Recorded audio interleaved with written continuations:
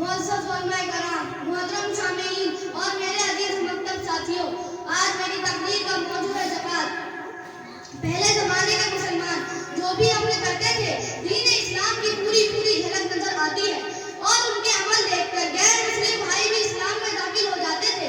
वो हर मौके पर अल्लाह के हुक्मों पर ही अमल करते थे। अल्लाह के हुक्मों में ही कामयाबी, हिफाजत और सुकून है, इसी बात का उनको पक्का यकीन था। अब के ज़माने में भी अल्लाह के बहुत से बंदे ऐसे हैं जो अपने बुजुर्गों ही की तरह अमल कर रहे हैं। अभी कुछ साल पहले की बात है, भिवंडी में एक मुसलमान ताजिर गुजरे हैं जिनके पास सैकड़ों पावर लूम थे और कपड़े की बुनाई का काम करते थे। एक दिन कारखाने में काम करने वाले आदमियों ने आकर खबर दी कि शहर में जबरदस्त आग लगी है और वो आग हमारे कारखाने के बिल्कुल करीब आ गई है और खतरा है कि वो आग चंद मिनटों में कारखाने को भी जलाकर राख कर देगी। सेठ साहब इत्मीनान से बैठे रहे और कहा, तुम फिक्र मत करो, आग इंशाअल्लाह हमारे कारखाने को नहीं छुएगी। काम करने वाले अपनी तरफ से पूरी हिफाजत का बंदोबस्त करते रहे, लेकिन आग ठेके जो बढ़ती जा रही थी। थोड़ी देर के बाद मुलाजिमीन ने उन्हें खबर दी कि वाकई कारखाने में मौजूद कपड़ों और दीगर सामानों पर आग कोई असर न हुआ, जबकि इसके आसपास के मकान और कारखाने पूरी तरह जल गए। सेठ साहब ने अल्लाह का शुक्र अदा किया और कहा, मैं अपने माल का हर साल ज़कात निकाल देता हूँ। ज़कात निकालने से मेरा माल महफूज हो जाता है। इसी बात का मुझको पक्का यकीन था, इसीलिए आप हमारे कारखाने को जला न सके। इस किस्म के बहुत से वाक़या अक्सर सुनने में आते हैं। अल्लाह के जितने हुक्म है वो सब हमारी भलाई के लिए है। उन्हीं हुक्मों में से एक हुक्म ज़कात का भी है।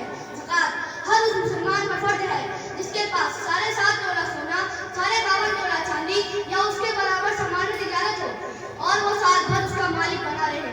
ज़कात के मानिया पाक करना, चुनांचे ज़कात निकालने से आदमी का माल पाक व साफ हो जाता है, वरना वो माल नापाक रहता है। उस माल में बरकत नहीं रहती और उस दौलत के बर्बाद हो जाने का खतरा रहता है। जो लोग ज़कात नहीं निकालते जबकि ज़कात उन पर वाजिब हो, ऐसे लोगों के लिए कुरान व हदीस में बड़ी सख्त अज़ाब की धमकी आई है। मगर आपके मुसलमानों के दिल में दुनिया की मोहब्बत बस गई है, वो दौलत की मोहब्बत में फंसा हुआ है। बहुत कम मालदार मुसलमान ऐसे हैं जो सही इंसाफ करके ज़कात निकालते हैं। बस यूं ही थोड़ी बहुत रकम अंदाजे से निकाल कर मांगने वालों को बांट देते हैं। अगर सही मानों में ज़कात हिसाब करके निकाली जाए और ज़कात वसूल करने और तक़सीम करने का इस्तेमाल नज़र हो तो इंशाअल्लाह गरीबी, बेरोजगारी दूर हो जाएगी।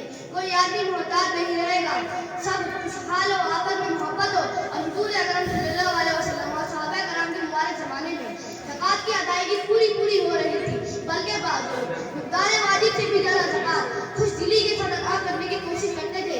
चुनांचे उस ज़माने में सब मालदार हो गए थे। ऐसे आदमी का मिलना मुश्किल हो गया था जो ज़कात की रकम लेने का हकदार हो। काश के वो दिन फिर आए। मुहतरम शामीईन, हज़रत अबू बकर रज़ियल्लाहु अन्हु के हालात पढ़ो, पता चल जाएगा कि दीन की आशात कैसे होती है। जब आमिना के लाल हुज़ूर सल्लल्लाहु अलैहि वसल्लम ने हज़रत अबू बकर रज़ियल्लाहु अन्हु से मालूम किया, ए अबू बकर, बीवी बच्चों के लिए क्या छोड़कर आए हो? वो कहने लगे, ए मेरे आका, घर वालों के लिए अल्लाह और रसूल का नाम छोड़कर आया हूँ। मुहतरम शामीईन, हम भी तो इस्लाम का नाम लेवा है और दावा इस्लाम में पेश है, मगर जब अल्लाह की राह में खर्च करने की बारी आती है तो जान निकल जाती है और तरह के हीले बहाने तलाश करते हैं। अब मुसलमानों के सामने दीन की कितनी ज़रूरियात मौजूद है, मगर लहब व लईब में खर्च करना तो सबर समझते हैं और दावा हक में सदका करने को हिलाफत माल कहते हैं। ये इस कौम की बदनसीबी है।